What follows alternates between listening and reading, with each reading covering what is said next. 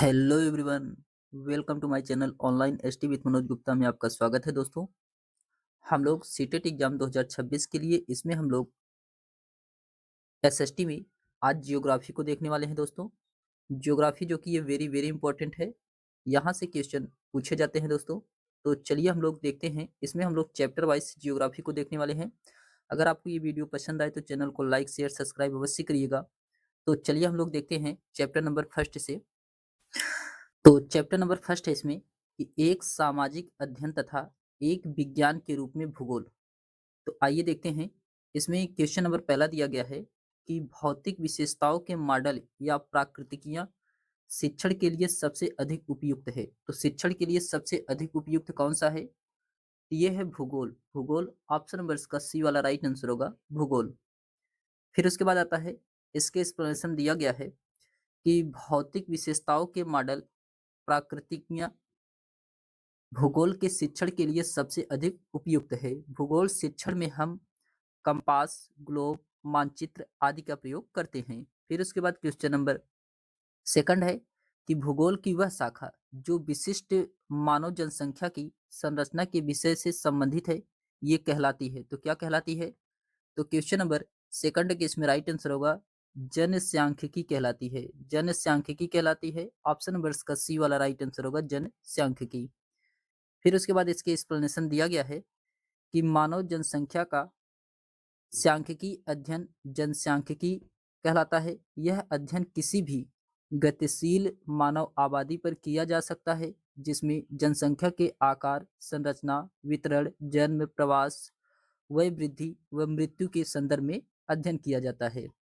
जनसांख्यिकी विश्लेषण को शिक्षा, राष्ट्रीयता, धर्म और जातीयता जैसे मानदंड के आधार पर विभाजित करके पूरे समाज या समूहों पर लागू किया जा सकता है। फिर उसके बाद आता है क्वेश्चन नंबर थर्ड है। क्वेश्चन नंबर थर्ड में कहा जा रहा है कि भूगोल के कार्य क्षेत्र में निम्नलिखित सम्मिलित हैं। तो भूगोल के कार्य क्षेत्र में कौन कौन सम्मिलित है? क्वेश्चन नंबर थर्ड का इसमें राइट आंसर होगा, इसमें दिया गया है कि राजनैतिक व्यवस्था तथा अर्थव्यवस्था के बीच संबंध, ये जो कि भूगोल के कार्य क्षेत्र में नहीं सम्मिलित है। फिर उसके बाद आता है मानचित्र एवं चार्टों के चित्रांकन की कला, ये जो कि भूगोल के कार्य क्षेत्र से शामिल है। मनुष्य और भौतिक वातावरण के बीच संबंध, ये भी सही है। मानव जाति और उनके विभिन्न नस्लों का क्रम विकास, ये भी इसमें सही है। तो इसमें बी सी डी सही है, ए इसका गलत है। बी सी डी सही है, ए गलत है। तो ऑप्शन नंबर इसका डी वाला राइट आंसर होगा, बी सी डी इसमें सही है। इसके एक्सप्लेनेशन दिया गया है कि भूगोल के कार्य क्षेत्र में सम्मिलित हैं। इसमें मानचित्रों एवं चार्टों के चित्रांकन कला का मनुष्य और भौतिक वातावरण के बीचों के संबंध को, मानव जाति और उसकी विभिन्न नस्लों के क्रम विकास का इस प्रकार समूह, इसमें बी सी डी क्या है? सही है। सर्वप्रथम भूगोल शब्द का प्रयोग एक ग्रीक वैज्ञानिक या विद्वान इरेस्टोस्थनीज के द्वारा किया गया था। फिर उसके बाद आता है क्वेश्चन नंबर 4 है कि निम्नलिखित कथन ए और बी पर विचार करके आपको बताना है इसमें से कौन सा कथन सही है। क्वेश्चन नंबर 4 में तो इसमें कहा जा रहा है ए में, कथन ए में कि मानव भूगोल भूगोल के विषय का हिस्सा है। मानव भूगोल भूगोल के विषय का हिस्सा है, जो कि सही है। बी में कहा जा रहा है कि मानव भूगोल मानव जाति के विकास, उसकी विभिन्न नस्लों एवं मानव का वातावरण से अनुकूलन शामिल करता है, ये जो कि क्या है? गलत है। तो इसमें ए सही है, बी गलत है। ए सही है, बी गलत है। तो इसका राइट आंसर क्या होगा? इसका राइट आंसर होगा ऑप्शन नंबर इसका डी वाला राइट आंसर होगा। ए सही था परंतु बी क्या था? गलत था। ऑप्शन नंबर इसका डी वाला राइट आंसर होगा। इसके एक्सप्लेनेशन दिया गया है, ए सही है परंतु बी गलत है। इसमें मानव भूगोल भूगोल की प्रमुख शाखा है जिसके अंतर्गत मानव की उत्पत्ति से लेकर के वर्तमान समय तक के पर्यावरण के साथ संबंधों का अध्ययन किया जाता है। मानव भूगोल पृथ्वी की सतह तथा मानव समुदायों के बीच संबंधों का संश्लेषित अध्ययन है। यह तीन संगठनों से निकटतम रूप से जुड़ा हुआ है। मानवीय जनसंख्या का स्थानिक विश्लेषण, मानवीय जनसंख्या और पर्यावरण के बीच संबंधों, पारस्परिक विश्लेषण और प्रादेशिक संश्लेषण, जो कि धरातल के क्षेत्र विभेदी में पहले दो विषयों वस्तुओं को जोड़ता है। फिर उसके बाद आता है चैप्टर नंबर सेकंड है, ये जो कि वेरी वेरी इंपॉर्टेंट चैप्टर है। चैप्टर नंबर सेकंड, इसमें ग्रह दिया गया है सौरमंडल में पृथ्वी। ग्रह और सौरमंडल में पृथ्वी। आइए देखते हैं इससे क्वेश्चन।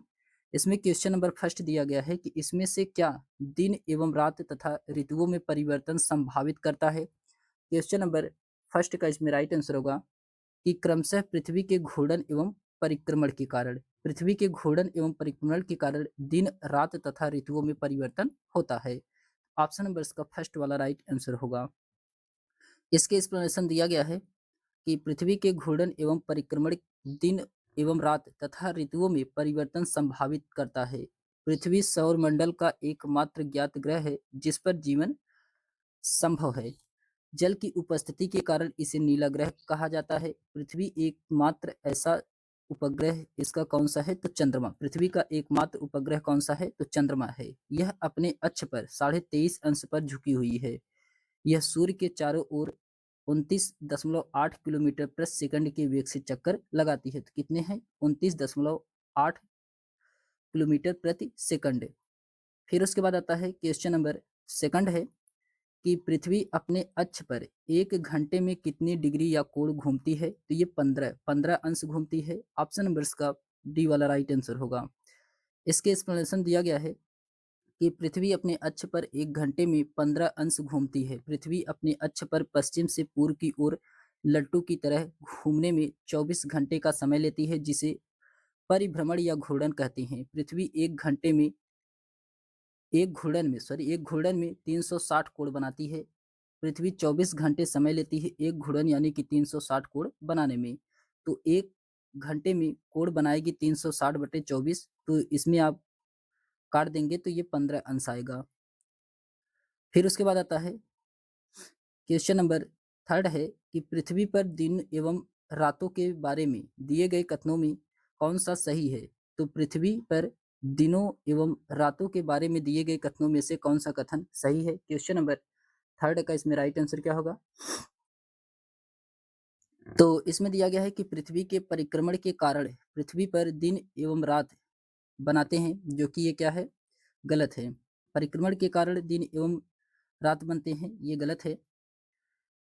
पृथ्वी के घूर्णन के कारण पृथ्वी पर दिन और रात बनते हैं, ये सही है। उत्तरी गोलार्ध में 21 जून को सबसे लंबा दिन और सबसे छोटी रात होती है, ये भी सही है। इसमें बी और सी सही है, जबकि ए वाला क्या है, गलत है। तो बी और सी सही है। बी और सी ऑप्शन नंबर का बी वाला राइट आंसर होगा।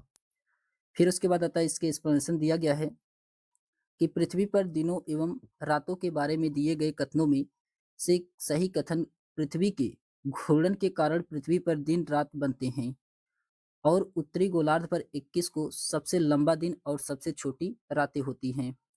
फिर उसके बाद आता है पृथ्वी का एक घूर्णन 24 घंटे में पूर्ण होता है, जिसे पृथ्वी की दैनिक गति भी कहते हैं। यह दैनिक गति दिन व रात के घटित होने के लिए जिम्मेदार होती है। पृथ्वी को प्रकाश एवं ऊष्मा की प्राप्ति सूर्य से होती है, अतः घूर्णन करती हुई पृथ्वी के प्रत्येक भाग में एक निश्चित अवधि के लिए सूर्य का प्रकाश पहुंचता है। तो सूर्य का प्रकाश कितने टाइम में पहुंचता है, आप लोग कमेंट करके अब आंसर बताइएगा। फिर उसके बाद क्वेश्चन नंबर 4 है कि चंद्रमा के बारे में निम्न कथन को पढ़िए। चंद्रमा के बारे में आपको बताना है निम्न कथन पढ़ करके कि कौन सा सही है। तो इसमें चंद्रमा में कहा जा रहा है कि पृथ्वी से हमें चंद्रमा का केवल एक ही भाग दिखाई पड़ता है, जो कि सही है। बी में कहा जाए चंद्रमा को अपने अक्ष पर घूमने तथा पृथ्वी के चारों ओर चक्कर लगाने में लगभग एक जैसा समय लगता है, तो ये भी सही है। दोनों इसमें ऑप्शन सही है और दोनों इसका एक्सप्लेनेशन भी सही कर रहा है, तो इसलिए इसका राइट आंसर होगा ऑप्शन नंबर इसका फर्स्ट वाला राइट आंसर होगा। फिर उसके बाद इसके एक्सप्लेनेशन दिया गया है कि पृथ्वी से चंद्रमा का केवल एक भाग दिखाई देता है। चंद्रमा को अपने अक्ष पर घूमने और पृथ्वी का चक्कर लगाने में लगभग एक ही समय लगता है। फिर उसके बाद आता है क्वेश्चन नंबर 5 है कि पृथ्वी पर दिन रात बनने की समझ हेतु निम्न में से कौन सी अवधारणा आवश्यक है। तो कौन सी अवधारणा आवश्यक है, क्वेश्चन नंबर 5 का इसमें राइट आंसर होगा ये घूर्णन का ऑप्शन नंबर का बी वाला राइट आंसर होगा, घूर्णन का। फिर उसके बाद आता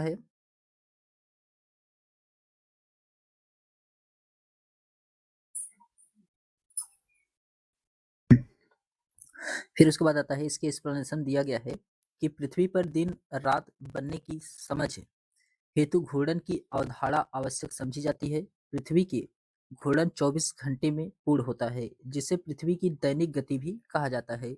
यह दैनिक गति दिन और रात के घटित होने के लिए जिम्मेदार होती है। पृथ्वी को प्रकाश व ऊष्मा की प्राप्ति सूर्य से होती है। फिर उसके बाद आता है, अतः घूर्णन करती हुई पृथ्वी के प्रत्येक भाग में एक निश्चित अवधि के लिए सूर्य का प्रकाश पहुंचता है। तो फिर उसके बाद आता है, इसमें दिया गया है कि पृथ्वी की गति दो प्रकार की होती है। पहला घूर्णन, दूसरा परिक्रमण। घूर्णन में क्या होता है कि पृथ्वी अपने अक्ष पर घूमना जो कि घूर्णन कहलाता है। जो पृथ्वी अपने अक्ष पर घूमती है उसको क्या कहता है, तो घूर्णन कहा जाता है। और फिर उसके बाद परिक्रमण, जो कि सूर्य के चारों ओर एक स्थिर कक्षा में पृथ्वी की गति को परिक्रमण कहा जाता है। तो जो सूर्य के चारों ओर चक्कर लगाता है उसको परिक्रमण कहा जाता है, और जो पृथ्वी अपनी ही अक्ष पर घूमता है उसे घूर्णन कहा जाता है। फिर उसके बाद आता है क्वेश्चन नंबर 6 है। क्वेश्चन नंबर 6 में कहा जा रहा है कि पृथ्वी के कोर क्रोड की सबसे आंतरिक परत बनी हुई है। तो ये किससे बनी हुई है? ये निकिल और लोहा से, निकिल व लोहा से बनी हुई है। ऑप्शन नंबर का सी वाला राइट आंसर होगा, निकिल व लोहा।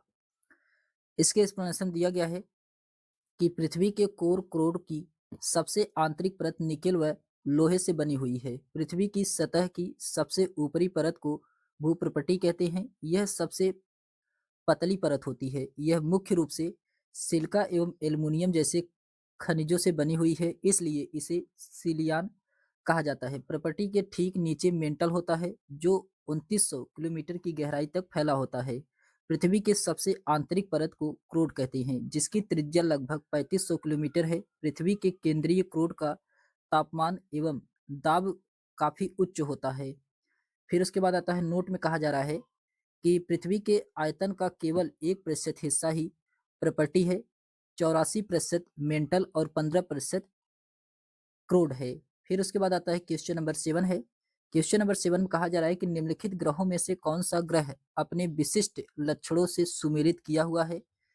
तो क्वेश्चन नंबर 7 का इसमें राइट आंसर क्या होगा? तो इसका राइट आंसर होगा कि बृहस्पति, जो कि ये बाह ग्रह है, जो कि सही है। पृथ्वी को नीला ग्रह कहा जाता है, ये भी सही है। शुक्र, जो कि चट्टानों से बना हुआ है, तो ये भी सही है। तो इसमें क्या है, सही सुमेलित है। तो सभी इसमें सुमेलित है, तो ए बी डी इसमें राइट आंसर होगा। ऑप्शन नंबर का डी वाला राइट आंसर होगा। इसके एक्सप्लेनेशन दिया गया है, जो बृहस्पति है ये बाह ग्रह कहलाता है, और पृथ्वी जो कि नीला ग्रह कहलाता है। शुक्र ये जो कि चट्टानों से बना हुआ है। मंगल ग्रह को लाल ग्रह कहते हैं, और अरुण को लेटा हुआ ग्रह के नाम से जानते हैं। फिर उसके बाद क्वेश्चन नंबर 8 है कि आसमान में विभिन्न खगोलीय पिंडों के विषय में दिए गए कथनों में से कौन सा कथन सही है। तो क्वेश्चन नंबर 8 का इसमें राइट आंसर क्या होगा? तो इसमें दिया गया है सबसे पहले कि हम रात में आकाश में असंख्य टिमटिमाते तारों की गर्मी और प्रकाश का अनुभव नहीं करते हैं, क्योंकि वे बहुत दूर है, जो कि सही है। फिर उसके बाद आता है, बी में कहा जा रहा है कि अर्सा मेजर नक्षत्र मंडल 7 तारों का एक समूह है, जिसे हम लोग सप्तऋषि भी कहते हैं। ये भी सही है, सप्तऋषि कहा जाता है अर्सा मेजर नक्षत्र मंडल को। फिर उसके बाद आता है, ए और बी इसमें दोनों सही है। फिर उसके बाद आता है, सी में कहा जा रहा है कि ध्रुव तारा अपना स्थान बदलता रहता है। तो ध्रुव तारा क्या है, अपना स्थान बदलता रहता है, ये गलत है। ध्रुव तारा अपना स्थान नहीं बदलता है। और डी में कहा जा रहा है कि चंद्रमा अलग अलग समय पर अलग अलग आकार में विभिन्न अवस्थिति में देखे जाते हैं, ये भी इसमें सही है। तो इसमें ए बी डी सही है, ए बी डी सही है। ऑप्शन नंबर इसका फर्स्ट वाला राइट आंसर होगा, और इसमें सी वाला क्या है, गलत है। इसके एक्सप्लेनेशन दिया गया, खगोलीय पिंड या खगोलीय वस्तु ऐसी वस्तु को कहा जाता है जो ब्रह्मांड में प्राकृतिक रूप से पाई जाती है। इसमें तारे, ग्रह, प्राकृतिक उपग्रह, गैलेक्सी, उल्कापिंड, ब्लैक होल, पल्सर आदि, जो कि हम रात में आकाश में असंख्य टिमटिमाते तारों की गर्मी और प्रकाश अनुभव नहीं करते, क्योंकि वे बहुत दूर होते हैं। और अर्सा मेजर नक्षत्र मंडल 7 तारों का समूह होता है, जिसे सप्तऋषि भी कहा जाता है। चंद्रमा, जो कि अलग अलग समय पर अलग अलग आकार के विभिन्न अवस्थिति में दिखाई देता है। ध्रुव तारा, जो कि तारा मंडल का सबसे रोशन तारा है, जो कि ध्रुव तारा पृथ्वी से लगभग 434 प्रकाश वर्ष की दूरी पर स्थित है। ध्रुव तारा अपना स्थान नहीं बदलता है। फिर उसके बाद क्वेश्चन नंबर 9 है कि निम्नलिखित कथन ए और बी को पढ़ करके आपको इसमें बताना है कौन सा इसमें सही है। तो इसमें ए में कहा जा रहा है कि पृथ्वी मध्य में थोड़ी चपटी तथा ध्रुवों पर थोड़ी उभरी है, जो कि ये क्या है, गलत है। बी में कहा जा रहा है कि पृथ्वी ध्रुवों पर थोड़ी चपटी और मध्य में थोड़ी उभरी हुई है, ये इसका राइट आंसर होगा। तो इसमें ए गलत है लेकिन बी वाला क्या है, सही है। तो ऑप्शन नंबर इसका डी वाला राइट आंसर होगा, ए गलत है लेकिन बी सही है। फिर उसके बाद आता है इसके एक्सप्लेनेशन दिया गया कि हमारी पृथ्वी गोलाकार नहीं है। पृथ्वी क्या है, गोलाकार नहीं है। यह उत्तर और दक्षिणी ध्रुवों पर थोड़ी चपटी होती है तथा मध्य में थोड़ी उभरी हुई है। ग्लोब जो कि पृथ्वी का लघु रूप में से एक वास्तविक प्रतिरूप है। ग्लोब जो कि विभिन्न प्रकार के हो सकते हैं। बड़े ग्लोब जो आसानी से एक स्थान से दूसरे स्थान पर नहीं ले जा सकते हैं। पॉकेट में रखने योग्य छोटे ग्लोब तथा गुब्बारे जैसे ग्लोब जिनमें हवा पानी भरी जा सकती है एवं आसानी से एक स्थान से दूसरे स्थान ले जा सकते हैं। ग्लोब पर देशों, महाद्वीपों तथा महासागरों उनके सही आकार को दिखाया जाता है। फिर उसके बाद क्वेश्चन नंबर 10 है कि निम्नलिखित कथनों पर विचार कीजिए और सही विकल्प का चयन करना। इसमें कथन ए और कथन बी में कहा जा रहा है, कथन ए और कथन बी में कहा जा रहा है, इसमें कहा जा रहा है ए में कि जिस मैदान पर हम खड़े हैं उसमें धीरे धीरे गति हो रही है, ये क्या है, सही है, सही है। और बी में कहा जा रहा है कि पृथ्वी के अंदर होने वाली इस लगातार गति के लिए आंतरिक एवं बाह्य प्रक्रियाएं उत्तरदायी है, तो ये भी इसमें सही है। दोनों इसमें सही है और इसका एक्सप्लेनेशन भी सही है। दोनों इसमें सही है, इसका एक्सप्लेनेशन भी सही है। तो ऑप्शन नंबर इसका फर्स्ट वाला राइट आंसर होगा। ए और बी दोनों सही हैं और इसका एक्सप्लेनेशन सही कर रहा है। फिर उसके बाद आता है इसके एक्सप्लेनेशन दिया गया है कि जिस मैदान पर हम खड़े हैं उसमें धीरे धीरे गति हो रही है। इसका आशय यह है कि पृथ्वी के अंदर होने वाली लगातार गति के लिए आंतरिक एवं बाह्य प्रक्रिया उत्तरदायी है। पृथ्वी सूर्य से दूरी के हिसाब से यह तीसरा ग्रह है। आकार में यह पांचवा सबसे बड़ा ग्रह है। यह ध्रुवों के पास थोड़ी चपटी है। यही कारण है कि इसके आकार को भू आभा कहते हैं। जो ध्रुवों के पास थोड़ी चपटी है उसी को क्या कहा जाता है, तो भू आभा के नाम से जाना जाता है। फिर उसके बाद क्वेश्चन नंबर 11 है कि निम्नलिखित कथन को पढ़िए और उपयुक्त विकल्प का चयन करिए। क्वेश्चन नंबर 11 का इसमें राइट आंसर क्या होगा, तो इसमें दिया गया है, ए में कहा जा रहा है कि आर्यभट्ट ने लिखा कि दिन और रात पृथ्वी के अपनी धुरी पर चक्कर काटने की वजह से होता है, जो कि ये क्या है, सही है। बी में कहा जा रहा है कि आर्यभट्ट ने ग्रहण के बारे में वैज्ञानिक तर्क दिया है, ये भी सही है। दोनों इसमें सही है। तो ऑप्शन नंबर इसका ए वाला राइट आंसर होगा। ए और बी इसमें दोनों क्या है, सही हैं। इसके एक्सप्लेनेशन दिया गया है कि आर्यभट्ट ने ग्रहण के बारे में वैज्ञानिक तर्क दिया था।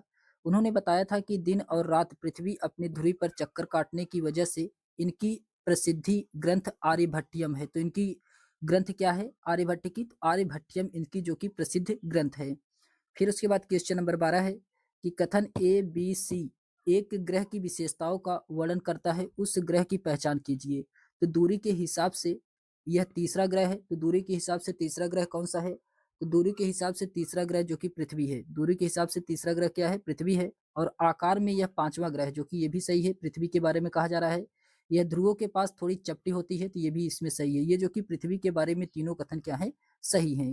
तो ऑप्शन नंबर इसका डी वाला राइट आंसर होगा, पृथ्वी। इसके एक्सप्लेनेशन दिया गया है कि पृथ्वी जो कि सौरमंडल का एकमात्र ज्ञात ग्रह है जहां पर जीवन है। सूर्य से दूरी के हिसाब से पृथ्वी तीसरा ग्रह है और आकार में पांचवा सबसे बड़ा ग्रह माना जाता है। यह ध्रुवों के पास थोड़ी चपटी होती है, यही कारण है कि इसे आकार को भू आभा कहा जाता है। भू आभा का अर्थ होता है कि पृथ्वी के समान आकार। अंतरिक्ष से देखने पर पृथ्वी नीले रंग की दिखाई देती है क्योंकि इसका 2/3 सतह पानी से ढका हुआ है। इसीलिए ये कैसा दिखाई देता है, तो ये नीला दिखाई देता है, इसीलिए इसे नीला ग्रह कहा जाता है। और पृथ्वी जो कि सौरमंडल का सबसे अद्भुत ग्रह है। पृथ्वी क्या है, सौरमंडल का सबसे अद्भुत ग्रह है क्योंकि यहाँ पर जीवन पाया जाता है, इसीलिए इसको अद्भुत ग्रह के नाम से जाना जाता है। फिर उसके बाद क्वेश्चन नंबर 13 है कि सूर्य पूर्व में उदय होता है, क्योंकि सूर्य जो कि पूरब में उदय होता है, किस कारण से होता है, तो वह पृथ्वी जो है पश्चिम से पूर्व की ओर चक्कर लगाती है। पृथ्वी क्या है, पश्चिम से पूर्व की ओर चक्कर लगाती है। ये वेरी वेरी इंपॉर्टेंट है। ऑप्शन नंबर इसका बी वाला राइट आंसर होगा, पृथ्वी जो कि पश्चिम से पूर्व की ओर चक्कर लगाती है। सूर्य जो कि पूर्व में उदय होता है क्योंकि पृथ्वी पश्चिम से पूर्व की ओर चक्कर लगाती है। पृथ्वी द्वारा सूर्य की एक परिक्रमा करने में लगने वाले समय को सौर वर्ष कहते हैं। पृथ्वी सूर्य के चारों ओर 29.7 किलोमीटर प्रति सेकंड के वेग से चक्कर लगाती है। पृथ्वी से संबंधित प्रमुख तथ्य कौन कौन से हैं? तो इसमें तो पृथ्वी को जल की उपस्थिति के कारण इसे नीला ग्रह कहा जाता है। पृथ्वी का एकमात्र उपग्रह कौन सा है? तो चंद्रमा, जो कि पृथ्वी का मात्र एक उपग्रह चंद्रमा है। फिर उसके बाद आता है क्वेश्चन नंबर 14 है कि निम्नलिखित में से कौन सा सुमेलित नहीं है? आपको बताना है इसमें से कौन सा सुमेलित नहीं है। तो इसमें एक ग्रह दिया गया है और चंद्रमा की संख्या दिया गया है। इसमें बताना है कौन सा सही सुमेलित नहीं है। तो मंगल, मंगल में का ये 2 ग्रह हैं, मंगल के 2 यानी कि चंद्रमा है, सॉरी मंगल में 2 चंद्रमा है। बृहस्पति, बृहस्पति में 53 इसमें दिया गया है, जो कि क्या है? तो यहाँ पे ये जो कि क्या है? सही सुमेलित नहीं है। यूरेनस इसमें 52 दिया गया है, ये भी सही सुमेलित नहीं। नेपच्यून इसमें 13 दिया गया है, ये भी इसमें सही सुमेलित नहीं है। तो इसमें बी, सी, डी इसमें क्या है? सही सुमेलित नहीं है। आइए देखते हैं इसके एक्सप्लेनेशन के माध्यम से। पृथ्वी, बृहस्पति, जो कि बृहस्पति ग्रह में चंद्रमा की संख्या उपग्रह यानी कि 52 ना होकर के 27 है। नेपच्यून यानी कि वरुण में चंद्रमा की संख्या 13 ना होकर के 14 है। मंगल नामक ग्रह की 2 उपग्रह है, चंद्रमा की संख्या है फोबोस और डिबोस। इसमें बी, सी और डी यही क्या थे? सही सुमेलित नहीं था, बी, सी, डी।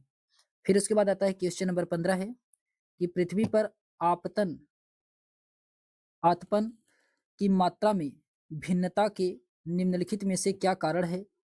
तो क्वेश्चन नंबर 15 का इसमें राइट आंसर क्या होगा? क्या कारण है? कि इसमें दिया गया है कि पृथ्वी का अपने अक्ष पर घूमना, जो कि सही है।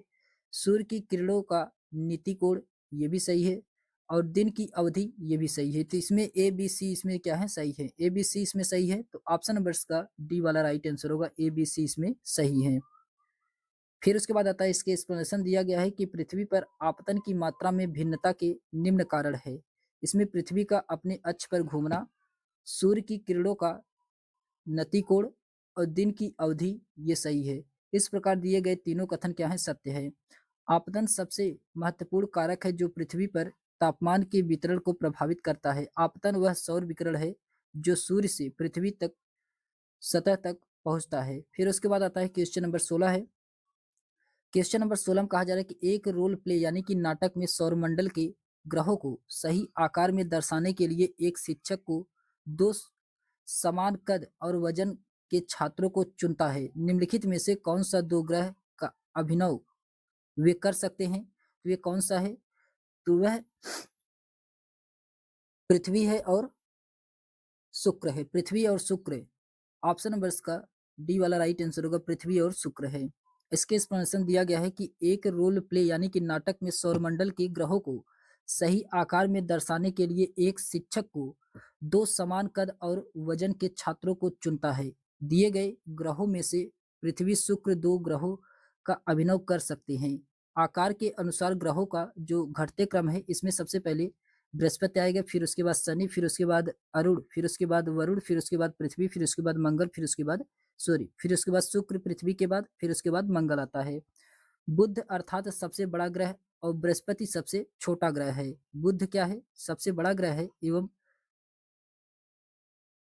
सबसे छोटा ग्रह कौन सा है? तो बुध है। बुध अर्थात सबसे बड़ा ग्रह बृहस्पति एवं सबसे छोटा ग्रह बुध है। फिर उसके बाद क्वेश्चन नंबर 17 है कि इनमें से किन ग्रहों के चारों ओर छल्ले होते हैं? किन ग्रहों के चारों ओर छल्ले होते हैं? क्वेश्चन नंबर 17 का इसमें राइट आंसर होगा बृहस्पति के पास होता है, शनि के पास होता है, यूरेनस के पास होता है। नेपच्यून के पास क्या होते हैं? छल्ले नहीं होते हैं। तो ऑप्शन नंबर का ए बी सी इसका राइट आंसर होगा। A B C option number के ए वाले में राइट आंसर है। फिर उसके बाद आता है इसके एक्सप्लेनेशन दिया गया है कि बृहस्पति, जो कि शनि, यूरेनस, अरुण, इन सभी ग्रहों के चारों ओर छल्ले होते हैं। बृहस्पति यह सौरमंडल का सबसे बड़ा ग्रह है। यह अपने अक्ष पर सबसे तीव्र गति से घूर्णन करता है। बृहस्पति के कुल उपग्रहों की संख्या 95 है, 95 है।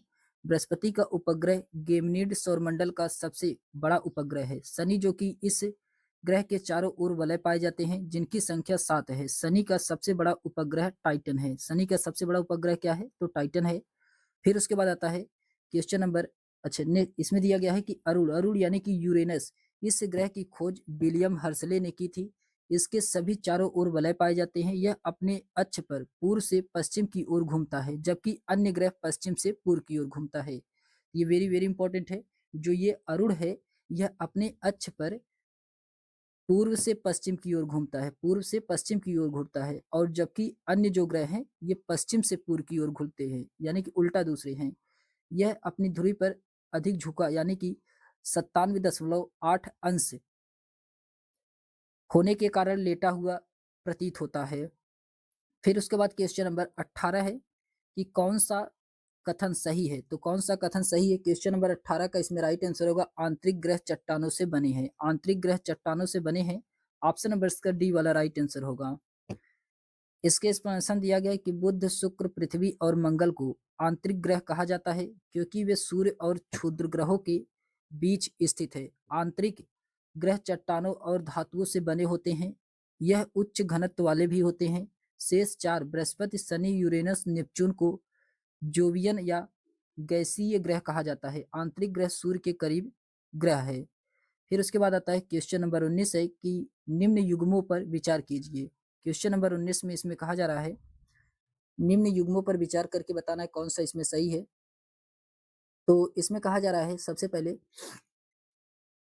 ग्रह दिया गया है, अपने अक्ष पर घूर्णन का समय दिया गया है। जो यूरेनस है ये 17 घंटे 14 मिनट का अपने अक्ष पे घूर्णन करता है, तो जो कि ये क्या है, सही है। नेपच्यून नेपच्यून ये जो कि कितना 16 घंटे 7 मिनट करता है, 16 घंटे 7 मिनट करता है, ये भी सही है। शनि शनि जो कि कितने घंटे, तो शनि 10 घंटे 13 मिनट करता है, जो कि यहाँ 25 घंटे 40 मिनट दिया गया, ये गलत है।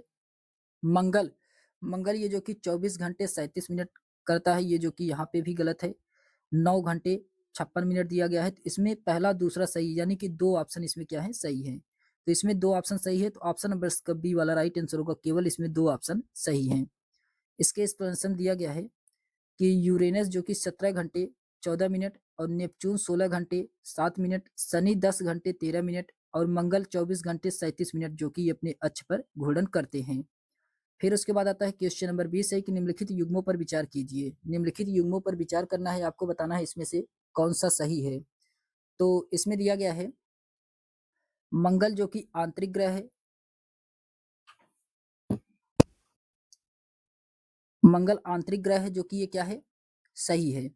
शुक्र जो कि बौना ग्रह है, गलत है। बृहस्पति जो कि सबसे अधिक उपग्रह है बृहस्पति के, ये भी क्या है, इसमें गलत है। पृथ्वी जो कि आकार में पांचवा सबसे बड़ा ग्रह है, ये इसमें क्या है, सही है। तो इसमें एक पहला और इसमें चौथा सही है, पहला और चौथा सही है, जबकि दूसरा और तीसरा इसमें क्या है, गलत है। पहला और चौथा सही है, तो पहला चौथा ऑप्शन नंबर इसके डी वाले में दिया गया है, यही इसका राइट आंसर होगा। फिर उसके बाद आता है इसके एक्सप्लेनेशन दिया गया है कि मंगल ग्रह जो कि आंतरिक ग्रह है, पृथ्वी आकार में पांचवा सबसे बड़ा ग्रह है। इस प्रकार विकल्प डी के अंतर्गत पहला और चौथा क्या है, सही है। इसके एक्सप्लेनेशन दिया गया है कि आंतरिक ग्रह सूर्य से बहुत नजदीक हैं, ये चट्टानों के बने होते हैं। इसके अंतर्गत बुध, शुक्र, पृथ्वी, मंगल आते हैं, जबकि बाह्य ग्रह के अंतर्गत ये जो कि बहुत दूर होते हैं, ये गैसों से अन्य इसी तरह के पदार्थों से बने होते हैं। इसके अंतर्गत बृहस्पति, शनि, अरुण और वरुण आते हैं। सौर मंडल केंद्र में है। सूर्य जो कि सौर मंडल के केंद्र में स्थित है, यह बहुत बड़ा है एवं अत्यधिक गर्म गैसों का बना हुआ है। कौन, तो सूर्य। सूर्य कैसा बना है, तो ये गैसों का बना हुआ है। इसका खिंचाव बल इससे सौरमंडल को बांधे रखता है। सौर्य जो कि यानी कि सूर्य सौरमंडल के लिए प्रकाश एवं उष्मा का एकमात्र स्रोत है, लेकिन हम इसकी अत्यधिक तेज उष्मा को महसूस नहीं करते हैं। फिर उसके बाद आता है क्वेश्चन नंबर 21 है कि सौरमंडल के सब बारे में दिए गए निम्नलिखित कथनों पर विचार कीजिए। तो सौरमंडल के बारे में बताना है आपको, इसमें से कौन सा कथन सही है। तो इसमें ए में कहा जा रहा है कि आंतरिक ग्रह गैस और तरल पदार्थों से बने होते हैं, जबकि बाह्य ग्रह चट्टानों से बने होते हैं, ये गलत है। बी में कहा जा रहा है कि बाह्य ग्रह आंतरिक ग्रहों की तुलना में बड़े आकार के होते हैं, कुछ बाह्य ग्रहों की और चारों ओर छल्ले होते हैं, ये सही है। तो इसमें ए गलत है, लेकिन बी क्या है, सही है। ए गलत है, बी सही है, तो इसलिए इसका राइट आंसर होगा ऑप्शन नंबर इसका डी वाला राइट आंसर होगा। ए गलत है, बी सही है। फिर उसके बाद आता है इसके एक्सप्लेनेशन दिया गया है कि आंतरिक ग्रह में कौन कौन से आते हैं। आंतरिक ग्रह में बुध, शुक्र, पृथ्वी और मंगल आते हैं। चट्टानों से ये बने होते हैं, जो आंतरिक ग्रह होते हैं ये चट्टानों से बने होते हैं। तो चट्टानों से कौन-कौन से ग्रह बने होते हैं? तो ये बुध है, शुक्र है, मंगल है और पृथ्वी है। जबकि वहीं बाह्य ग्रह जो कि गैसों से बने होते हैं, बाह्य ग्रह किससे बने होते हैं? तो गैसों से बने होते हैं। लिपटे हुए विशाल ग्रह हैं जो कि बाह्य ग्रह में कौन-कौन से आते हैं? तो बृहस्पति आता है, शनि, अरुण और वरुण ये जो कि बाह्य ग्रह है। आंतरिक ग्रहों की तुलना में बड़े आकार के होते हैं, यानी कि बड़े आकार के कौन से होते हैं? तो ये बाह्य ग्रह जो कि क्या होते हैं? बड़े आकार के होते हैं और कुछ बाह्य ग्रहों के चारों ओर छल्ले होते हैं। शनि के पास चारों ओर छल्ला होता है। फिर उसके बाद क्वेश्चन नंबर 22 है कि सौरमंडल में जैसे-जैसे हम सूर्य से दूर जाते हैं, तो क्या होता है? क्वेश्चन नंबर 22 का इसमें राइट आंसर होगा कि ग्रहों द्वारा सूर्य के चारों ओर एक परिक्रमण करने का समय बढ़ता जाता है। ऑप्शन नंबर इसका फर्स्ट वाला राइट आंसर होगा। इसके एक्सप्लेनेशन दिया गया है कि सौरमंडल में जैसे-जैसे हम सूर्य से दूर होते जाते हैं, ग्रहों द्वारा सूर्य के चारों ओर एक परिक्रमण करने का समय बढ़ता जाता है। ग्रह तारों की भांति प्रतीत होता है, परंतु ग्रहों में अपना प्रकाश नहीं होता है। तो ग्रहों में अपना प्रकाश नहीं होता है, वे केवल अपने ऊपर पड़ने वाले सूर्य के प्रकाश से परिवर्तित होते हैं। प्रत्येक ग्रह एक निश्चित पथ पर सूर्य की परिक्रमा करते हैं। इस पथ को कक्षा कहते हैं। किसी ग्रह के द्वारा किसी ग्रह के द्वारा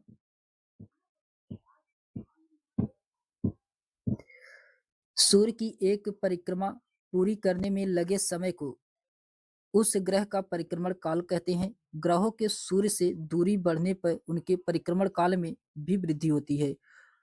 ग्रहों की कुल संख्या कितनी है? तो ग्रहों की कुल संख्या 8 है। बुध, शुक्र, पृथ्वी, मंगल, बृहस्पति, शनि, यूरेनस और नेपच्यून है। सूर्य का सबसे नजदीक ग्रह बुध है और सबसे दूर का ग्रह कौन सा है? तो बृहस्पति है। तो सबसे नजदीक ग्रह कौन सा है? तो सबसे नजदीक ग्रह बुध है और सबसे दूर का ग्रह बृहस्पति है। फिर उसके बाद आता है क्वेश्चन नंबर 23 है कि क्षुद्र ग्रहों के बारे में नीचे लिखे गए वाक्य को पढ़ें। क्वेश्चन नंबर 23 का इसमें राइट आंसर क्या होगा? तो इसमें दिया गया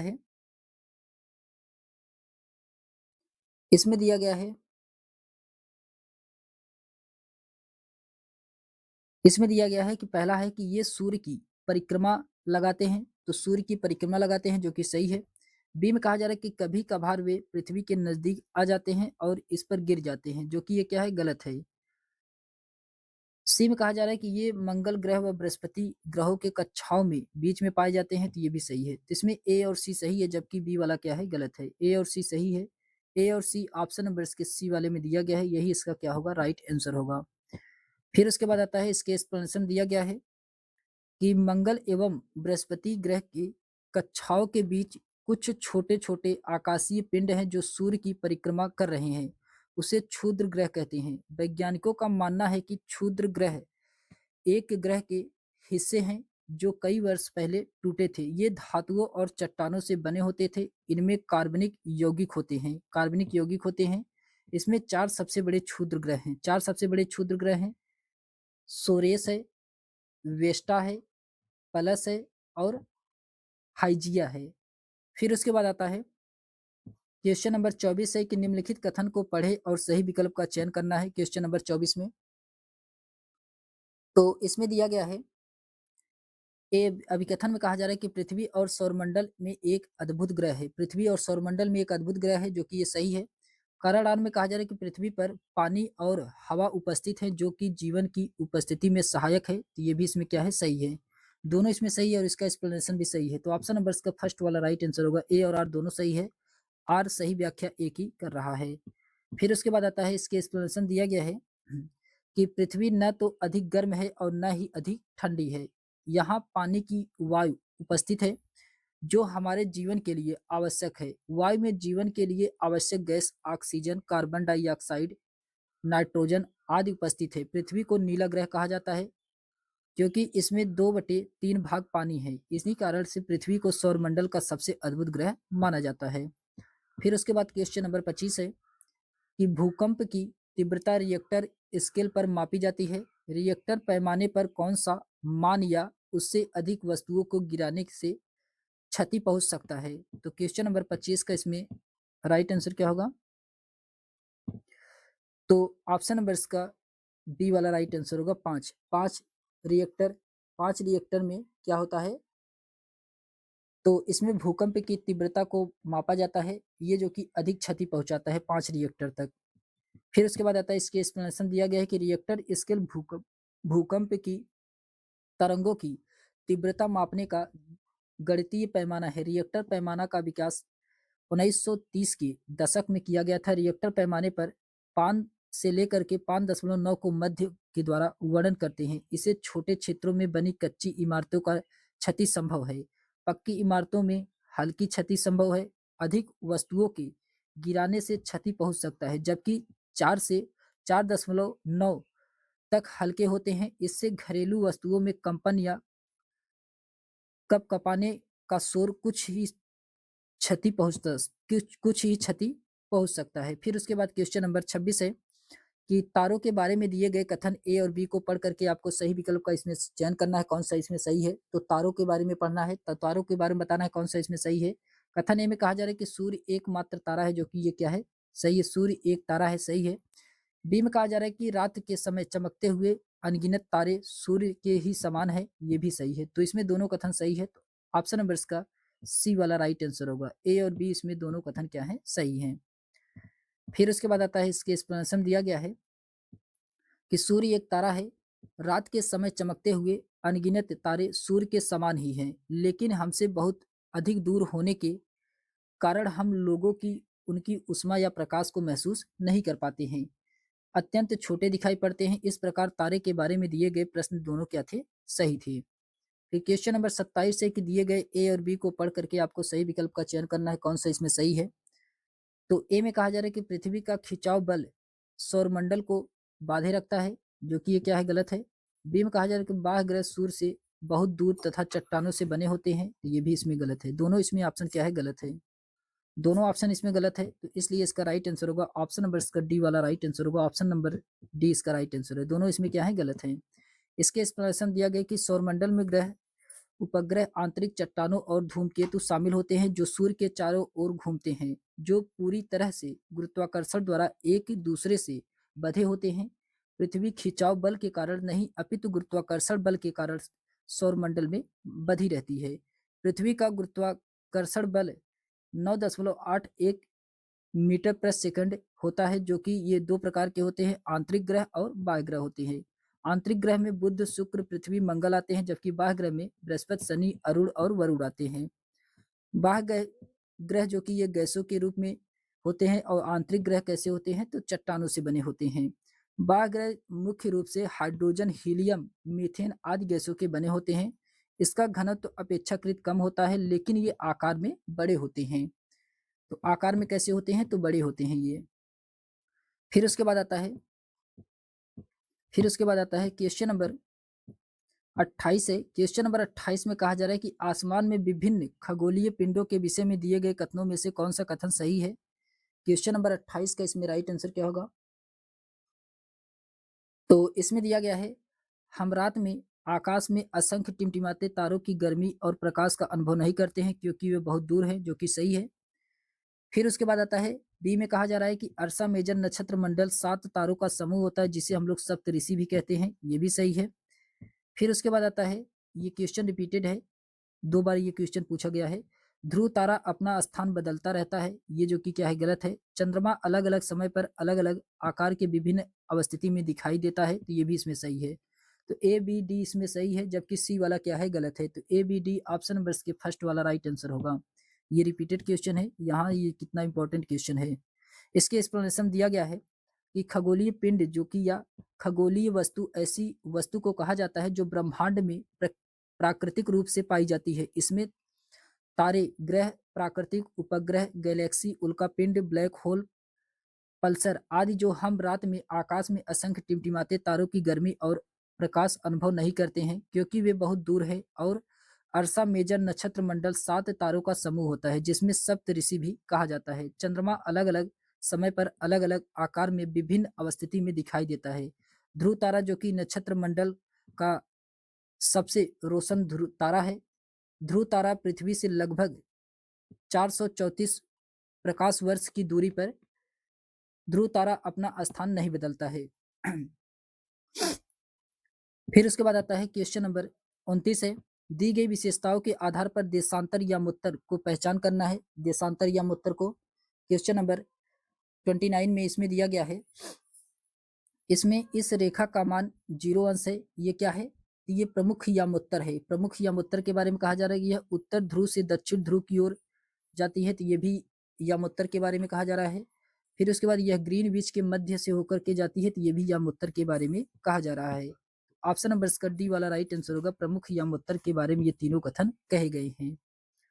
इसके एक्सप्लेनेशन दिया गया है कि दी गई विशेषताओं के आधार पर देशांतर यामोत्तर की पहचान करके इस पर रेखा का मान 0 अंश है। यह उत्तर ध्रुव से दक्षिण ध्रुव की ओर जाती है और ग्रीनविच के मध्य से होकर के जाती है। इस प्रकार ये सभी विशेषता प्रमुख यामोत्तर की हैं। ये यामोत्तर विषुवत वृत्त को समकोण पर काटती हैं। विषुवत वृत्त को किस पे काटती हैं? तो ये समकोण पर काटती हैं। सुविधाजनक गणना के लिए ग्रीनविच वेधशाला लंदन के निकट से गुजरने वाली देशांतर यामोत्तर को अंतर्राष्ट्रीय समझौते के द्वारा प्रमुख यामोत्तर माना जाता है। इससे 0 अंश के नाम दिया गया है। किसी स्थान का देशांतर उस स्थान के प्रमुख यामोत्तर के पूर्व या पश्चिम में उस स्थान की कोणीय दूरी होती है। फिर उसके बाद क्वेश्चन नंबर 30 है कि निम्नलिखित में से कौन सा मिलान अक्षांश और देशांतर रेखाओं का सही है? तो मिलान कौन सा बताना है आपको अक्षांश और देशांतर रेखाओं के बारे में सही है। तो इसमें दिया गया है सबसे पहले भारतीय यामोत्तर। भारतीय यामोत्तर इसमें कुछ ऑप्शन नीचे भी दिए गए हैं। इसमें दिया गया भारतीय यामोत्तर का क्या होगा? तो भारतीय यामोत्तर का 82.5 अंश ईस्ट में होगा। 82.5 अंश ईस्ट में होगा। फिर उसके बाद आता है ग्रीनविच यामोत्तर। ग्रीनविच यामोत्तर का इसमें ग्रीनविच यामोत्तर का 0 अंश होगा। फिर उसके बाद आता है ग्रीनविच यामोत्तर का 0 अंश होगा और भारतीय यामोत्तर का 82.5 अंश होगा ईस्ट में। फिर उसके बाद यहाँ पे दिया गया है दक्षिणी ध्रुव। दक्षिणी ध्रुव वृत्त ये जो कि कितना होगा? दक्षिणी ध्रुव वृत्त ये दक्षिणी ध्रुव वृत्त ये होगा 66.5 अंश साउथ में। 66.5 अंश साउथ में। फिर उसके बाद आता है कर्क रेखा। कर्क रेखा ये कर्क रेखा होगा 23.5 अंश नॉर्थ में। 23.5 अंश नॉर्थ में कर्क रेखा होगा। तो इसका राइट आंसर होगा ए का चौथा, बी का पहला, सी का दूसरा, डी का इसमें तीसरा वाला सही है। तो ऑप्शन नंबर इसका सी वाला राइट आंसर होगा। फिर उसके बाद आता है इसके एक्सप्लेनेशन दिया गया है भारत में 82.5 अंश पूर्व यानी कि को मानक यामोत्तर माना गया है। इस मानक यामोत्तर के स्थानीय समय को पूरा देश का मानक समय माना जाता है। इस भारतीय मानक समय भी माना जाता है। पृथ्वी पर 0 अंश देशांतर पर खींची गई मध्याह्न रेखा प्रधान मध्याह्न रेखा या ग्रीनविच कहलाती है। दुनिया का मानक समय इसी रेखा से निर्धारित किया जाता है। 66.5 अंश दक्षिण में ध्रुव वृत्त, उत्तरी गोलार्ध में कर्क रेखा 23.5 अंश उत्तर में है। समय को मापने का सबसे अच्छा साधन पृथ्वी, चंद्रमा, ग्रहों की गति है। सूर्योदय एवं सूर्यास्त प्रतिदिन होता है, अतः संभाविक होती है कि पूरे विश्व में समय निर्धारण का सबसे अच्छा साधन है। फिर उसके बाद क्वेश्चन नंबर 31 है। क्वेश्चन नंबर 31 में कहा जा रहा है कि दिए गए विशेषताओं के आधार पर खगोलीय पिंडों की पहचान करना है। तो इसमें दिए गए विशेषताओं के आधार पर खगोलीय पिंडों की पहचान करना है। इसमें दिया गया है कि वे गैसों के द्वारा बने होते हैं। ये जो कि तारे होते हैं गैसों के द्वारा बने होते हैं। उनकी अपनी रोशनी और गर्मी होती है, तो ये भी तारे होते हैं। फिर वे बड़े और गर्म होते हैं, तो ये तारे होते हैं। तो ऑप्शन नंबर इसका बी वाला राइट आंसर होगा। ये तीनों ऑप्शन क्या कह रहा है कि ये तारों के बारे में बता रहा है कि तारे कैसे होते हैं।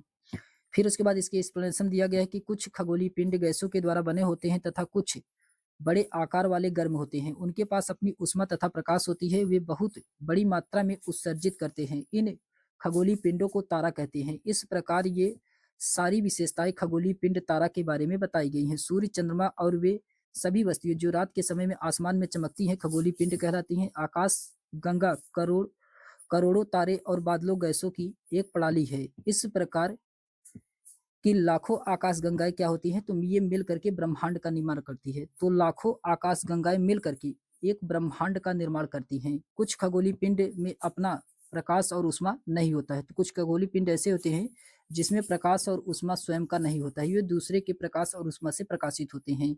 वे तारे प्रकाश से प्रकाशित होते हैं। ऐसे पिंड ग्रह कहलाते हैं। उपग्रह एक खगोलीय पिंड है जो ग्रहों के चारों ओर उसी प्रकार चक्कर लगाता है जिस प्रकार सूर्य के चारों ओर चक्कर लगाता है। फिर उसके बाद आता है क्वेश्चन नंबर 32 है कि एक शिक्षक शिक्षिका ने अपनी कक्षा के कुछ विद्यार्थियों को एक छोटे मानव निर्मित सौरमंडल में परिवर्तित कर दिया है। अगर श्याम, सुल्ताना और नेंसी की लगभग समान लंबाई वजन हो तो वे प्रतिनिधित्व करते हैं। तो ये किसका प्रतिनिधित्व कर रहे हैं? क्वेश्चन नंबर 32 का इसमें राइट आंसर होगा ये मंगल, शुक्र और बुध का। मंगल, शुक्र और बुध का ऑप्शन नंबर इसका ए वाला राइट आंसर होगा। मंगल, शुक्र और बुध का। फिर उसके बाद आता है इसके एक्सप्लेनेशन दिया गया है कि शिक्षक अपनी कक्षा में कुछ विद्यार्थियों को एक छोटे मानव निर्मित सौरमंडल में परिवर्तित कर दिया है। अगर श्याम, सुल्ताना और नेंसी की लगभग समान लंबाई वजन है तो वे मंगल, शुक्र और बुध का प्रतिनिधित्व करते हैं। पृथ्वी की ही तरह मंगल भी एक स्थलीय धरातल वाला ग्रह है। इसकी सतह देखने पर चंद्रमा के गर्त और पृथ्वी के ज्वालामुखियों, घाटियों, रेगिस्तानों और बर्फीले चट्टानों की याद दिलाती है। सौरमंडल का सबसे ऊंचा पर्वत अलेम्स मोन्स मंगल पर ही स्थित है। अलेम्स मोन्स है जो कि ये मंगल पर स्थित है। बुध और सौरमंडल के 8 ग्रहों में सबसे छोटा और सूर्य का सबसे निकट ग्रह है। शुक्र ग्रह को प्राचीन संस्कृति के द्वारा सुबह का तारा या शाम का तारा कहा जाता है। ये किसको कहा जाता है? ये शुक्र को कहा जाता है। ये पृथ्वी का जुड़वा भी कहा जाता है या पृथ्वी का बहन भी कहा जाता है। फिर उसके बाद आता है क्वेश्चन नंबर 33 है कि निम्नलिखित में से ए और बी को पढ़ करके आपको बताना इसमें से कौन सा सही है। क्वेश्चन नंबर 33 में तो इसमें ए में कहा जा रहा है कि चांद पर जीवित बचे रहने के लिए अंतरिक्ष यात्री को विशेष सुरक्षा पोशाक पहननी पड़ती है, जो कि सही है। बी में कहा जा रहा है कि चांद पर वायुदाब नहीं है और आंतरिक यात्रियों के शरीर के रक्त सिराएं विपरीत बल के कारण फट जाती हैं। ये भी इसमें सही है। दोनों इसमें क्या है? सही है। दोनों इसमें सही है और इसका एक्सप्लेनेशन भी सही है। तो ऑप्शन नंबर इसका फर्स्ट वाला राइट आंसर होगा। ए बी दोनों सही है। बी ए का सही व्याख्या कर रहा है। इसके एक्सप्लेनेशन दिया गया है कि चांद पर वायु नहीं है, वायुदाब नहीं है। चांद पर जाने वाले अंतरिक्ष यात्री एक विशेष पोशाक पहननी पड़ती है जिसमें कृत्रिम वायुदाब तैयार किया गया है। यदि वह पोशाक नहीं पहनते तो शरीर के विपरीत बल के कारण अंतरिक्ष यात्रियों के शरीर की जो रक्त सिराएं होती हैं वो फट सकती हैं। फिर उसके बाद आता है क्वेश्चन नंबर 34 है कि निम्नलिखित में से कौन सा कथन उल्का पिंड के बारे में सही है। तो उल्का पिंड के बारे में इसमें बताना है कौन सा कथन सही है। तो ये है सूर्य के चारों ओर चक्कर लगाने वाले पत्थरों के छोटे छोटे टुकड़े होते हैं जो कि उल्का पिंड। ऑप्शन नंबर का फर्स्ट वाला राइट आंसर होगा। इसके एक्सप्लेनेशन दिया गया है कि उल्का पिंड जो कि सूर्य के चारों ओर चक्कर लगाने वाले पत्थरों के छोटे छोटे टुकड़े होते हैं। यह कथन जो कि सत्य है। कभी कभी ये उल्का पिंड पृथ्वी के इतने नजदीक आ जाते हैं कि इस प्रक्रिया के दौरान वायु के साथ घर्षण होने के कारण गर्म होकर के जल जाते हैं। फिर उसके बाद आता है कि इसके एक्सप्लेनेशन दिया गया है कि फलस्वरूप चमकदार पत्थर उत्पन्न होते हैं और तारे, ग्रहों, उपग्रहों के अतिरिक्त असंख्य छोटे छोटे पिंड होते हैं सूर्य के चारों ओर कक्षाओं के बीच पाए जाते हैं। यह क्षुद्र ग्रह के ही भाग होते हैं जो बहुत पहले ग्रहों के से टूट करके अलग हो गए हैं। पृथ्वी ध्रुवों के पास थोड़ी चपटी होती है। यही कारण है कि इसके आकार को भूआभा कहा जाता है। भूआभा का अर्थ होता है पृथ्वी के समान आकार। जीवन के लिए अनुकूल परिस्थितियां केवल पृथ्वी पर ही पाई जाती है। सूर्य से दूरी की स्थिति में तीसरा और आकार में पांचवा ग्रह है कौन? तो पृथ्वी है। फिर उसके बाद आता है क्वेश्चन नंबर 35 है कि सूर्य से दूरी के हिसाब से ग्रहों की उचित क्रम कौन सा है। तो दूरी के हिसाब से उचित क्रम कौन सा है? क्वेश्चन नंबर 35 का इसमें राइट आंसर क्या होगा? इसमें दिया गया है तो सबसे पहले बुध आएगा, फिर शुक्र, फिर पृथ्वी, फिर मंगल, फिर बृहस्पति, फिर शनि, फिर यूरेनस, फिर उसके बाद नेपच्यून आता है। बुध, शुक्र, पृथ्वी, मंगल, बृहस्पति, शनि, यूरेनस और नेपच्यून। ऑप्शन नंबर इसका सी वाला राइट आंसर होगा। फिर उसके बाद आता है इसके एक्सप्लेनेशन दिया गया है कि सूर्य से उनकी दूरी के अनुसार उचित क्रम यानी कि बुध, शुक्र, पृथ्वी, मंगल, बृहस्पति, शनि, यूरेनस को अरुण भी कहा जाता है और नेपच्यून को वरुण कहा जाता है। खगोलीय पिंडों में अपना प्रकाश एवं उष्मा नहीं होता है। वे तारों के प्रकाश से प्रकाशित होते हैं। ऐसे पिंड ग्रह कहलाते हैं। पृथ्वी पर हम रहते हैं और एक ग्रह यह अपना संपूर्ण प्रकाश एवं उष्मा सूर्य से प्राप्त करता है। सूर्य का एक तारा है। ग्रहों को दो भागों में बांट कर देखा जा सकता है।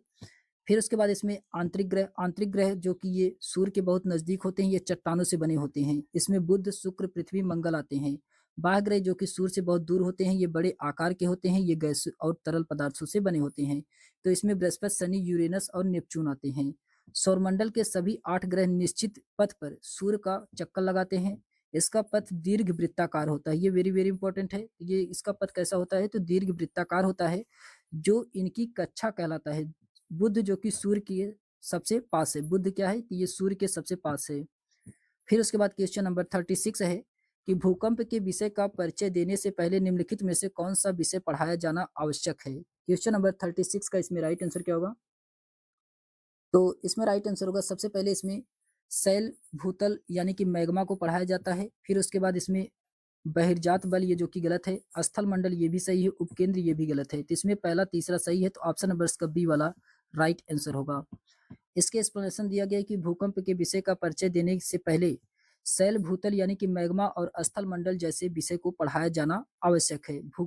भूकंप संबंधित जानकारी देने से पहले शिक्षक एक ऐसा प्रोफार्म तैयार करता है जिससे छात्र उसके बारे में कुछ न कुछ समझ विकसित हो जाए। जैसे मैग्मा क्या है, स्थल मंडल क्या है, क्या ये सभी विषय भूकंप से संबंधित है, ऐसे विषयों को शामिल करना चाहिए। भूकंप पृथ्वी की आंतरिक परतों का संपूर्ण चित्र प्रस्तुत करता है। साधारण भाषा में भूकंप का अर्थ पृथ्वी पर कंपन है। यह एक प्राकृतिक घटना है। द्रवित मैग्मा ठंडा होकर के ठोस हो जाता है।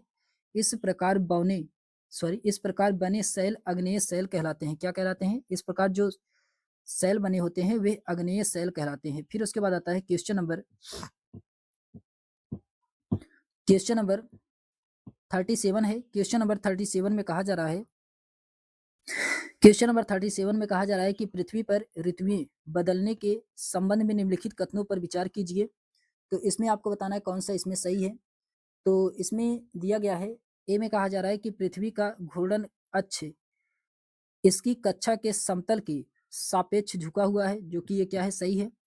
दूसरे में कहा जा रहा है कि पृथ्वी के परिक्रमण तथा पृथ्वी के अक्ष के निश्चित दिशा में झुके होने के कारण ऋतु परिवर्तन होता है, तो ये भी सही। दोनों इसमें ऑप्शन क्या है, सही है। तो इसका राइट आंसर होगा ऑप्शन नंबर इसका सी वाला राइट आंसर होगा। ए बी इसमें दोनों ऑप्शन क्या है, सही है। इसके एक्सप्लेनेशन दिया गया है कि पृथ्वी का घूर्णन अक्ष इसकी कक्षा के समतल के सापेक्ष झुका हुआ है और पृथ्वी के परिक्रमण तथा पृथ्वी के अक्ष के निश्चित दिशा में झुके होने के कारण ऋतु परिवर्तन होता है। अपने अक्ष पर झुकी हुई पृथ्वी जब सूर्य की परिक्रमा करती है तो एक ही स्थान पर अलग अलग समय में सूर्य की किरणें का झुकाव अलग अलग होता है। विभिन्न झुकाव के कारण सूर्य की किरणें के ताप का वितरण बदलता रहता है। इसी वितरण के कारण समय के साथ उस स्थान पर गर्मी अथवा सर्दी ऋतु बन जाती है। फिर उसके बाद आता है क्वेश्चन नंबर 38 है। ए और बी को मिलान कराना है। क्वेश्चन नंबर 38 में मिलान करा के बताना है इसमें से कौन सा सही है। तो इसमें दिया गया है सबसे पहले पृथ्वी का अपने अक्ष पर घूमना। पृथ्वी का अपने अक्ष पर घूमना ये क्या कहलाता है, तो ये घूर्णन कहलाता है। फिर सूर्य के चारों ओर एक स्थिर कक्षा में पृथ्वी का घूमना ये क्या कहलाता है, तो ये परिक्रमण कहलाता है। फिर ग्लोब पर दिन व रात का विभाजन, ग्लोब व दिन रात का जो विभाजन है ये क्या कहलाता है, ये कहलाता है प्रदीप्त वृत्त कहलाता है। फिर उसके बाद पृथ्वी पर बराबर रात दिन होने का समय क्या कहलाता है, तो विषुव होता है। विषुव पर पृथ्वी पर दिन और रात क्या होता है, बराबर होता है। तो ए का तीसरा, बी का पहला और इसमें सी का चौथा, डी का इसमें दूसरा वाला सही है। तो डी का इसमें दूसरा वाला सही है, तो ऑप्शन नंबर इसका बी वाला राइट आंसर होगा। ऑप्शन नंबर इसका बी वाला राइट आंसर होगा। फिर उसके बाद आता है इसके एक्सप्लेनेशन दिया गया है। पृथ्वी की गति दो प्रकार की होती है, घूर्णन एवं परिक्रमण। पृथ्वी का अपने अक्ष पर घूमना घूर्णन कहलाता है और सूर्य के चारों ओर एक स्थिर कक्षा में पृथ्वी की गति परिक्रमण कहलाती है। ग्लोब पर वह वृत्त जो दिन तथा रात को विभाजित करता है उसे प्रदीप्त वृत्त कहते हैं। 21 मार्च व 23 सितंबर को सूर्य की किरणें विषुवत वृत्त पर सीधी पड़ती है। इस अवस्था में कोई भी ध्रुव सूर्य की ओर झुका नहीं होता है, इसलिए पूरी पृथ्वी पर रात और दिन बराबर होता है। इसे विषुव कहा जाता है। फिर उसके बाद आता है क्वेश्चन नंबर 39 है कि निम्नलिखित कथन ए बी सी पर विचार करके आपको बताना इसमें से कौन सा कथन सही है। क्वेश्चन नंबर 39 में तो इसमें बताना है कौन-सा सही है। तो इसमें ए में कहा जा रहा है कि पृथ्वी का जो गुरुत्वाकर्षण बल है अपने चारों ओर की वायुमंडल को थामे रखा है, जो कि सही है। वायुमंडल में केवल कई प्रकार की गैसें पाई जाती है, केवल कई प्रकार की गैसें पाई जाती हैं, जो कि ये क्या है, गलत है। फिर उसके बाद आता है गैसों के अलावा और भी पदार्थ पाए जाते हैं वायुमंडल में। फिर उसके बाद आता है सी में कहा जा रहा है कि जयमंडल पृथ्वी का एक संकीर्ण क्षेत्र है जहाँ केवल स्थल और वायु परस्पर मिलते हैं, ये भी गलत है इसमें। तो इसमें केवल पहला वाला क्या है, सही है, केवल पहला वाला सही है, तो ऑप्शन नंबर इसका फर्स्ट वाला राइट आंसर होगा। फिर उसके बाद आता है इसके एक्सप्लेनेशन दिया गया है कि पृथ्वी का गुरुत्वाकर्षण बल प्रत्येक वस्तु को अपनी ओर आकर्षित करती है, अतः पृथ्वी का गुरुत्वाकर्षण बल अपने चारों ओर के वायुमंडल को थामे रखता है। पृथ्वी सभी वस्तुओं को अपने केंद्र की ओर आकर्षित करती है। इस आकर्षण बल को ही गुरुत्वाकर्षण बल कहते हैं। वायुमंडल में गैसों के साथ साथ धूल के कण और जल वाष्प भी पाई जाती है। जल थल और वायुमंडल का वह भाग है जहाँ जीवन पाया जाता है, जयमंडल कहलाता है। फिर उसके बाद आता है क्वेश्चन नंबर 40 है कि निम्नलिखित कथनों में से कौन सा ऋतुओं में परिवर्तन के व्याख्यान के लिए सही है। ऋतुओं में परिवर्तन के लिए व्याख्यान के लिए सही है, तो इसका राइट आंसर क्या होगा। तो इसमें दिया गया है कि ऋतुओं में परिवर्तन पृथ्वी के चारों ओर सूर्य की स्थिति में परिवर्तन के कारण होता है, जो कि ये क्या है, गलत है। बी में कहा जा रहा है कि जब उत्तरी गोलार्ध सूर्य की तरफ झुका होता है तब कर्क रेखा वाले क्षेत्रों में ऊष्मा अधिक प्राप्त होती है और गर्मी के मौसम का अनुभव होता है, तो ये क्या है, सही है। तो इसमें ए गलत है, बी सही है। ए गलत है, बी सही है, तो ऑप्शन नंबर इसका बी वाला राइट आंसर होगा। केवल इसमें बी वाला क्या है, सही है। इसके एक्सप्लेनेशन दिया गया है कि ऋतु परिवर्तन का कारण पृथ्वी द्वारा सूर्य के चारों ओर परिक्रमण और पृथ्वी का अक्षीय झुकाव होता है, अर्थात सूर्य के सापेक्ष पृथ्वी की स्थिति में परिवर्तन है। पृथ्वी 23.5 डिग्री कोण पर झुकी हुई है। इस झुकाव के कारण ऋतुओं में निरंतर परिवर्तन होता रहता है। जब उत्तरी गोलार्ध सूर्य की तरफ झुका होता है तब कर्क रेखा वाले क्षेत्रों में ऊष्मा अधिक प्राप्त होती है और गर्मी के मौसम का अनुभव होता है। फिर उसके बाद आता है क्वेश्चन नंबर 41 है कि असंख्य छोटे पिंड जो सूर्य के चक्कर लगाते हैं तथा मंगल व बृहस्पति की कक्षाओं के बीच पाए जाते हैं, उसे क्या कहा जाता है। तो उसको क्षुद्र ग्रह कहा जाता है, क्षुद्र ग्रह कहा जाता है। ऑप्शन नंबर इसका डी वाला राइट आंसर होगा। इसके एक्सप्लेनेशन दिया गया है कि असंख्य छोटे पिंड जो सूर्य के चक्कर लगाते हैं तथा मंगल और बृहस्पति की कक्षाओं के बीच पाए जाते हैं, उसे क्षुद्र ग्रह कहते हैं। ये ग्रहों से छोटे किंतु उल्कापिंड से बड़े होते हैं। ग्रहों से क्या होते हैं, छोटे होते हैं, लेकिन उल्कापिंड से ये बड़े आकार में होते हैं। क्षुद्र ग्रह सूर्य के चारों ओर यानी कि चारों तरफ अन्य ग्रहों के समान ही दीर्घ वृत्तीय कक्षा में पश्चिम से पूर्व की यानी कि घड़ी की सुई के विपरीत दिशा में परिक्रमा करते हैं। सेरेस सबसे बड़ा एवं सर्वाधिक चमकीला क्षुद्र ग्रह है। ये सेरेस है, ये क्या है, ये क्षुद्र ग्रह है, ये जो कि सबसे बड़ा और सबसे चमकीला ग्रह माना जाता है सेरेस को। फिर उसके बाद क्वेश्चन नंबर 42 है कि यदि ग्रीनविच में दोपहर 12 बजे हैं तो 30 अंश पूर्व में क्या समय होगा। तो पूर्व में क्या समय होगा, तो अगर दोपहर के 12 बजे हैं तो पूर्व में 30 अंश में क्या समय होगा। तो इसका राइट आंसर होगा इसमें अ, 2 मध्याह्न होगा। क्या होगा, 2 मध्याह्न होगा, 2 बज के मध्याह्न होगा। ऑप्शन नंबर इसका सी वाला राइट आंसर होगा, 2 बजे मध्याह्न होगा। फिर उसके बाद आता है इसके एक्सप्लेनेशन दिया गया है कि यदि ग्रीनविच में दोपहर के 12 बजे हैं तो 30 अंश पूर्व में 2 बजे मध्याह्न यानी कि पीएम होगा। मध्याह्न को पीएम कहा जाता है। फिर उसके बाद इसमें कहा जा रहा है कि एक पूर्वी देशांतर में जाने में लगा समय 4 मिनट होता है। 30 अंश पूर्वी देशांतर में जाने में लगा समय 30 अंश गुणे 4 बराबर 120 मिनट। 120 मिनट में अगर 60 का भाग देंगे तो इसमें कितना होगा, तो 6 दूनी 12 2 घंटा होगा। 2 घंटा इसमें 12 बजे में 2 अगर घंटा जोड़ देंगे तो ये 2 मध्याह्न यानी कि 2 पीएम होगा। फिर उसके बाद आता है क्वेश्चन नंबर 43 है कि कथन पढ़ करके सही विकल्प का चयन करना है। इसमें कौन सा विकल्प सही है कथन में, तो इसमें कहा जा रहा है ए में कि अभिकथन ए में बुध अपनी कक्षा में एक चक्कर पूरा करने में 88 दिन लगाता है क्योंकि यह सूर्य के सबसे समीप है। ये क्या है, सूर्य के सबसे समीप है, जो कि सही है। कारण आर में कहा जा रहा है कि सौरमंडल के सभी 8 ग्रह सूर्य के ओर अपने निश्चित दीर्घ वृत्ताकार पथ पे चलते हैं, इसे कक्षा कहते हैं, तो ये भी सही, दोनों इसमें सही है और इसका एक्सप्लेनेशन भी सही है। इसलिए इसका राइट आंसर होगा ऑप्शन नंबर इसका फर्स्ट वाला राइट आंसर होगा। ए और आर सत्य है, आर ए की सही व्याख्या कर रहा है।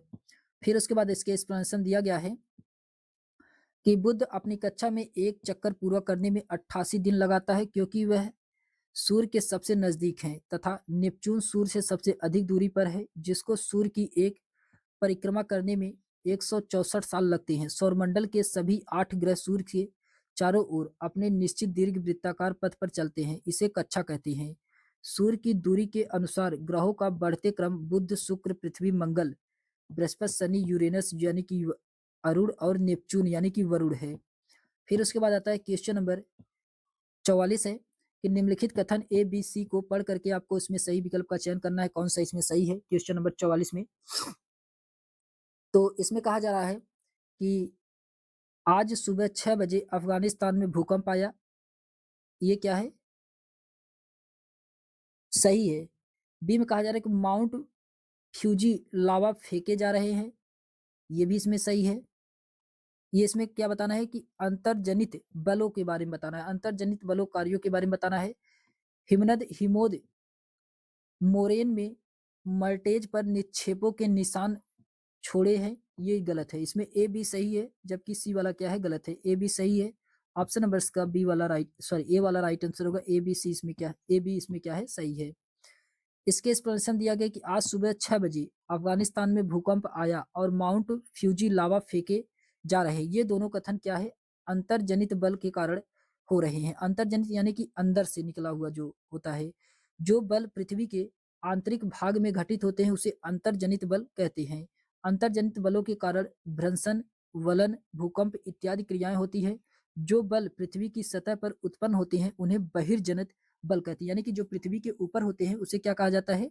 बहिर्जनित बल कहा जाता है। और जो पृथ्वी के अंदर से होते हैं उसे अंतर्जनित बल कहा जाता है। फिर उसके बाद आता है क्वेश्चन नंबर 45 है। क्वेश्चन नंबर 45 में कहा जा रहा है कि अगर भूकंप आता है तो पृथ्वी की सतह पर कंपन होता है और भूकंपीय तरंगें दूर सभी दिशाओं में जाती हैं। निम्न विकल्पों में से कौन से विकल्प भूकंप को समझने में सहायक होगा? तो कौन सा भूकंप को समझने में सहायक है? क्वेश्चन नंबर 45 का इसमें राइट आंसर होगा उद्गम केंद्र, भूकंप लेखी, प्लेट सीमा। ऑप्शन नंबर इसका फर्स्ट वाला राइट आंसर होगा। ऑप्शन नंबर इसका फर्स्ट वाला राइट आंसर होगा। इसके एक्सप्लेनेशन दिया गया है कि उद्गम केंद्र, भूकंप लेखी, प्लेट सीमा भूकंप को समझने में सहायक होंगे। भूकंप का शाब्दिक अर्थ है भूकंप का कंपन, अर्थात अगर भूकंप आता है तो पृथ्वी की सतह पर कंपन होता है और भूकंपीय तरंगे दूर सभी दिशाओं में जाती है। भूकंप जिन स्थान से शुरू होता है वह स्थान भूकंप का उद्गम केंद्र कहलाता है। भूकंपों के कंपनों को अभिलेखबद्ध करने का यंत्र भूकंप लेखी या सिस्मोग्राफ कहलाता है। प्लेट के सभी किनारे वाले भाग को प्लेट सीमा कहते हैं। यही प्लेट जब आपस में टकराती है तो भूकंप उत्पन्न होता है। अनुप्रस्थ और अनुदैर्ध्य तरंग यांत्रिक कहलाती हैं। यांत्रिक तरंगे होती हैं अनुप्रस्थ और अनुदैर्ध्य। फिर उसके बाद क्वेश्चन नंबर 46 है सौरमंडल के संदर्भ में कौन सा कथन सही है? सौरमंडल के संदर्भ बताना इसमें से कौन सा कथन सही है?